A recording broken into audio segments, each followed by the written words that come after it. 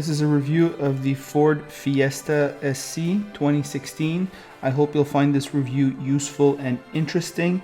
We'll start with the exterior, which is this car's strongest attribute. I find it's especially stylish compared to its competitors. Look at these beautiful eyes. I mean, these are some of the best looking eyes in the car industry. Ford seems to have adopted that Aston Martin look to all their models, and it works well. This looker starts at $17,000 and works its way up to $22,000, making it an excellent value. Trunk space is okay-ish, I would say. The trunk does go deep, however, when you fold the seats, doesn't fold perfectly flat. There's no cup holders here in the rear doors, which is kind of awkward. Rear space room is probably this car's weakest point. I mean, I could barely sit behind myself. You'll see it on the drive. There's a power port for mobile devices. Meanwhile, in the front, it's a much better story. Cubby spaces, plenty of room, wonderful driving position, great visibility, and these seats are relatively comfortable. Ford is working on that. There isn't much noise, vibration, or harshness, as is the case with all new cars. Driving it in the city, it takes bumps well, and it feels planted, capable, and very quiet on the highway. I posted a video in the description that Ford made about its materials now being scratch, stretch, resistant, and easy to clean. Very convincing. The automatic transmission fulfills its tasks brilliantly in city driving.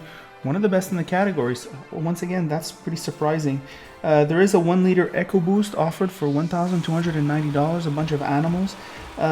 This engine is sufficiently powerful and pretty efficient, and only the fit does a lot better. Let's listen to my thoughts on the road. They're very good. All right, car lovers. 2016 Ford Fiesta. I believe this is a mid-range SC model, and I like that Ford gives us the mid-range models instead of the all-dress models. So what do you get for this price? Well, we'll start with the outside. I think the exterior styling is best in class. It really has a Ford Europe feel, and it's just better than the fit, even though it's redesigned. It's better than the Yaris hatchback by 1,000 miles. It's better than the Nissan Versa. This is the best looker in class. Now, you do sit in the penalty box for those good looks, especially when you're sitting in the back. In the back, it is worst in class, and that's something you have to make a decision about. If you're going to be dragging people around for road trips, you can't do this car. It's impossible. However, if you're a single person or you're in a couple and you want something stylish and you're not going to be dragging too many people around, this is fine. You can fold down the seats. They don't fold down perfectly flat, but I mean, there's still a lot of cargo room. It's a hatchback. It's more than any sedan could ever give you. Sitting up here in the front is the best place. Awkwardly, I'm almost not I'm not rubbing shoulders with Ross, and I'm almost not rubbing elbows. I mean, it's quite roomy in here. The materials are a satisfactory quality. You do get this nice soft touch, high quality top of dash. The fonts could use some more pizzazz. I like the blue dials. There's a nice infotainment screen here with a pretty nice resolution. The navigation in this thing. The automatic transmission is satisfactory, shifts fast enough for a subcompact $20,000 car. The Ford materials here, I'm going to post a link down below. Ford has a philosophy of making highly durable, low stretch, low scratch interiors so that your interior lasts longer and is easier to clean. I can feel it here. On the road, lowest road noise of the group. Feels so planted. At 100 kilometers an hour, I'm doing about 2,500 RPM, which is okay. That and the low wind noise contribute to actually best in class highway driving experience. Here the commands are a little bit small. I've seen a better layout for the climate control.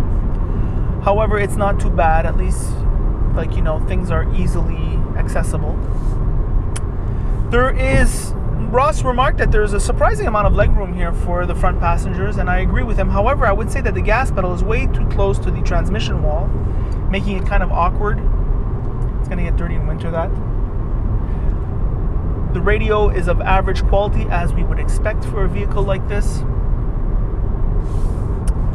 I think this car is very good. If you're a single person or a couple and you're not going to put a lot of people in this car, I don't know what Ross thinks. Wait, I'll pause now and I'll ask him. So back from my discussion with Ross, he feels that if you're into space and practicality, you're going to get a Fit.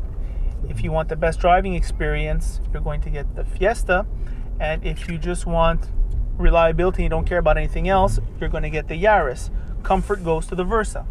So, tight turning radius here. One more remark about this vehicle I have to make is that although not quite as powerful as the Honda Fit engine, it's probably about as efficient.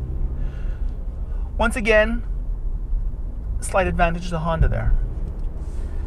But driving it around, it does the everyday routine very well. So the conclusion is, I think I don't only recommend this car, I find it's best in class. In fact, I recommended one to one of my girlfriends in 2012, and she loves it. She's loved it, and she's probably going to get another one.